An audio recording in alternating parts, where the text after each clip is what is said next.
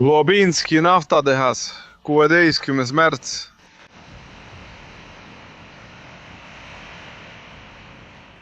Vladimir Putin kaotab ametlikult kontrolli Venemaa üle ja sellepärast peidab ta end oma punkris samal ajal, kui tema riik põleb. Kui Ukraina alustab uut vastupealetungi, et täielikult purustada Vene rindejooned, on paanika Moskvas jõudnud haripunkti. Meeleheitel Putin püüab oma alandavat sõjalist kokkuvarisemist avalikkuse eest varjata, käivitades drakoonilise internetikatkestuse Euroopa suurimas linnas. Tõde jõuab siiski avalikkuseni. Olukord on nii halb, et enneolematu reetmise käigus pöördus üks Kremli kõige halastamatumaid ja lojaalsemaid propagandiste avalikult Putini vastu, avaldades terava manifesti, milles nõutakse Putini kohtusse andmist sõjakurjategijana. Venemaal sellist ei näe ning seepärast Putin kardabki. Alustame sõjalisest rindest. See on Zaporižžja rinne. Need on Ukraina saavutused veebruaris ja märtsis. Vastupealetung kestab endiselt ja on rekordiline. See on esimene kord alates 2023. aastast, peaaegu 3 aastat tagasi, kui Ukraina on territooriumi juurde saanud. Siin on Vene sõjablogijate kirjeldus olukorrast. Olukord rindel on kriitiline. Vaenlane on taastanud ülekaalu madalas õhuruumis, ehk droonide osas. Seejärel kasutab vaenlane neid droone, et isoleerida eesliinid. Pärast isoleerimist järgneb droonide turmtuli ja rulluv rünnak. Vaenlane valutab positsioonid tagasi, oht suurele läbimurdele. Paljud sõjaväelased ütlevad, et vaenlane valmistub kordama 2022. aasta sügise olukorda, kui me kaotasime suure territooriumi. Oluline on märkida, et seda ütlevad Vene sõjablogijad, mitte ukrainlased. Nad ütlevad avalikult, et seekord võib Vene vägede kaotus olla suurem kui 2022. aastal. Vajame kiirelt uusi organisatoorseid ja tehnilisi lahendusi droonide vastu. Kui lahendusi kohe ei kasutata, on homme juba hilja. See on täiesti selge. Vene rinded lagunevad ja Putin võib kaotada territooriumi, mille nimel ta ohverdas miljoneid venelasi. Mida ta siis sellisel ajal täpselt teeb?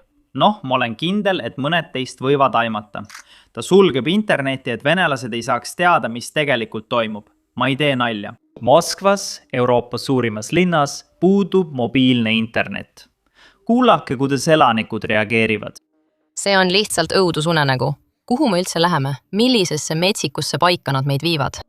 Nad sulgesid Instagrami, Telegrami, YouTube'i, kõik, absoluutselt kõik. Lühidalt öeldes võtsid nad igal pool interneti ära. Lõikasid selle läbi, katkestasid kõikjal.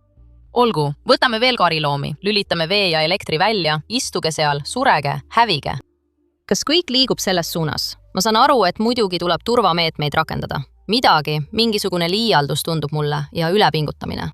Me peame end taas jalule aitama. Me peame tervikuna, ühiskonnana üles tõusma ja sellest rääkima. See, mis see on vastuvõetamatu. Nüüd väidab Putin, et teeb seda julgeoleku huvides, et kaitsta venelasi ohtude eest, mis tulenevad tema algatatud sõjalisest erioperatsioonist. Isegi seda lubadust ei suuda ta täita. Hiljuti toimus Moskvas suurim droonirünnak, mis kestis üle 24 tunni. Võimud pidid sulgema mitu lennujaama. Nagu ma ütlesin, Moskva on Euroopa suurim linn. Rohkem kui 13 miljonit inimest. Meil ei ole mobiilset internetti ja neid rünnatakse endiselt. Putinil ei ole vastuseid. Tegelikult just seda Putini endine kaitseminister ja praegune julgeolekunõukogu sekretär räägiti. Ta tunnistas äsja midagi, mida ükski Vene ametnik pole varem öelnud. Ta ütles, kuni viimase ajani olid Uurali mäed Ukraina õhurünnakute haardeulapsusest väljas. Kuid nüüd on kogu Venemaa suures ohus. Kõik on sihtmärgiks. Kõik see on tingitud sõjast, mille alustas Putin. Nüüd on küsimus, kus on Putin? Nagu arvata võib, on ta peidus. Putin ei ilmu enam Kremlisse. Tema viimane avalik üritus toimus seal peaaegu 9 päeva tagasi, mis on tema ajakavas selle aasta üks pikimaid pause. Venemaa teated seostavad selle kadumise USA ja Iisraeli luuretegevusega Iraanis ning Iraani juhtkonna jälitamisega enne Khamenei mõrvamist. Putin nägi, mis juhtus Iraani juhtidega ja on nüüd mures oma turvalisuse pärast. Seega kavatseb ta lihtsalt mõnda aega oma punkris püsida, samal ajal kui venelased kannatavad. Samal ajal küsiti ühelt Vene riigiduuma liikmelt, ehk siis sisuliselt Vene parlamendi liikmelt, lihtsat küsimust. Miks ei ole Euroopa suurimas linnas mobiilset internetti? Kas me tõesti läheme tagasi vanadesse aegadesse? Ma ei tee nalja, kui seda ütlen. Mind šokeeris tema vastus. Kui Ameerika poliitik ütleks midagi sellist, hääletataks ta juba järgmisel päeval ametist välja. Kuulake ise. Enne seda kiire meeldetuletus, vajutage allpool meeldib ja tellimisnuppu. Iga kord, kui ma teen video Vene sõjauudistest, ilmuvad meie kommentaaridesse Vene botid ja püüavad meie videoid alla hääletada. Teie toetus aitab meid tõesti palju. Nüüd kuulake seda vastust. Muidugi peame meeles pidama unustatud asju, nagu näiteks lauatelefon. Paljudel on kodus veel telefonid ning nüüd tasub taas kasutada nii mobiili kui ka lauatelefoni kõnesid, mida saab juhtmega ühendada. Tulevikus võib esineda erinevaid katkestusi. Me elame rahutul ajal. Te näete Lähis-Idas toimuvat, see võib levida mujalegi. Kahjuks ei esine ebastabiilsus ainult Venemaal, vaid kogu maailmas. Peame sellele mõtlema ja seda analüüsima. On vaja üle minna sellisele suhtlusviisile nagu telekommunikatsioon, mille paljud on unustanud. Kuid siiski, see töötab. Ma kontrollisin seda täna ise. Kui mobiilset internetti või Wi-Fi'd pole, peame tagasi minema. On seadmed ja sülearvutid, mida saab praegu ühendada. Vaatamata raskustele leiavad venelased olukorras endiselt huumorit. Üks venelane tegi ainulaadse video, kuidas ta jagab YouTube'i videoid ja Instagrami Reels'e sel ajal. Ta läheb postkontorisse, kirjutab lingi kirjale ja saadab sõbrale. See on tänapäevane Vene viis sotsiaalmeedia postitusi jagada nagu vanasti. Vaadake ise. Tormame postkontorisse. Ma tahan saata reelseid oma sõpradele. Universum. Ütle mulle, et ma liigun õiges suunas. Aitäh. Vaatame, kuhu minna. Armsad, pöörame vasakule. Kas kuulsid uut lugu? Helista mulle. Mitte midagi ei tule läbi. Meie takso on seal. Ootan ja saadan piipariga teate. See on maja 5, sealt põhja poole. Nüüd muutub asi tõsiseks, sest Venemaal toimub midagi enneolematut. Venelased nõuavad nüüd avalikult, et Putin astuks tagasi ja nad tahavad, et teda süüdistataks sõjakurjategijana. See on Ilja Remšlov. Ta oli varem usaldusväärne kremlimeelne propagandist. Tegelikult oli ta nii kremlimeelne, et ründas kõiki, kes režiimi kritiseerisid. Ta ründas opositsiooni ja Putini vastaseid, kuid nüüd on olukord muutunud. Ta kutsus Putinit tagasi astuma ja Vene rahvast teda kohtu alla andma. Loen selle avalduse ette, sest see on väga huvitav. 5 põhjust, miks ma lõpetasin Vladimir Putini toetamist. Keegi peab selle välja ütlema. Esimene põhjus, sõda Ukrainas. Politsei operatsioonina alanud sõda on nõudnud 1-2 miljonit ohvrit. 2014. aastal toetasin Krimmi annekteerimist, sest see oli veretu. Arvasime, et Vladimir Putin ühendab Venemaid. Nüüd on olukord muutunud. Liharünnakud, sõdurite petlik värbamine ja muud, mida erioperatsioonis osalenud kinnitavad. Sõda viib tupikusse, suured kaotused. See võib kesta 5-10 aastat. Kas olete valmis? Keegi ei kutsu sõdima Venemaa vastu, aga nüüd käib sõda ainult Vladimir Putini komplekside pärast. Meie tavalised kodanikud ei saa sellest midagi, ainult kaotused. Põhjus number 2. Tohutu kahju Venemaa majandusele ja kodanike heaolule. Sanktsioonid, hävinul infrastruktuur, kaotatud partnerid. Isegi ametlike andmete järgi on see $1 triljonit, mida oleks saanud kasutada linnade, koolide, lastehaiglate ehitamiseks ning elamumajanduse ja kommunaalteenuste uuendamiseks. Presidendi ja tema sõprade paleesid ehitatakse peamiselt. Juba enne sõda oli selle rikka riigi majandusel raskusi ja miljonid inimesed elavad vaesuses. Võimud võtavad inimestelt loomad ära, nagu hiljuti Nojaberski linnas juhtus. 3. põhjus. Interneti ja meediavabaduse piiramine. Iroonilisel kombel olin mina see, kes 2017. aastal küsis Vladimir Putinilt Venemaa interneti arengu kohta meediafoorumil. Putin vastas siis, et me ei lähe Hiina teed. Ja ta valetas. Putin ise ei kasuta internetti, mis on riigipea jaoks häbiväärne. Muide, lihtsalt kõrvalmärkusena, Putinil pole ka nutitelefoni, sest ta karbab liialt häkkimist. Nii et peamiselt saab ta oma uudised lihtsalt kuulates teisi inimesi oma siseringist, kes peaksid olema näiteks kaitseminister või keegi muu tema valitsuses. See on probleem, sest need inimesed räägivad Putinile halbu uudiseid alles siis, kui see on vältimatu. See tähendab, et isegi kui Vene vägesid rindel tagasi tõrjutakse, ei pruugi Putin sellest teada, sest tal pole internetti. Ta kuuleb selle vaid oma siseringilt, kellel on põhjused tõde varjata. Tulgem nüüd tagasi avalduse juurde. Mobiilne internet ei tööta ka suuremates Vene linnades, lääne sotsiaalmeedia ja sõnumirakendused on blokeeritud. Telegram on 80% ulatuses blokeeritud ja kuu lõpuks on plaanis täielik blokeerimine.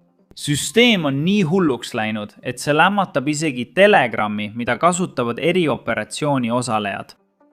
ja samal ajal sunnitakse venelasi kasutama Maxi, Kringso rahvusvahelist sõnumirakendust, jättes nad ilma õigusest arstiabile ja haridusele. Põhjus 4. Putini võimuloleku aeg. Putin on 74 ja olnud võimul alates 1999 üle 26 aasta. See on hullumeelne ja peaaegu vanem kui mina. Ja ilmselt plaanib Putin troonil istuda veel vähemalt 150 aastat. Nagu teada, absoluutne võim rikub absoluutselt. Ja kui see on veel ka lõputu, muutuks isegi moraalselt laitmatu inimene sellises olukorras korrumpeerunuks.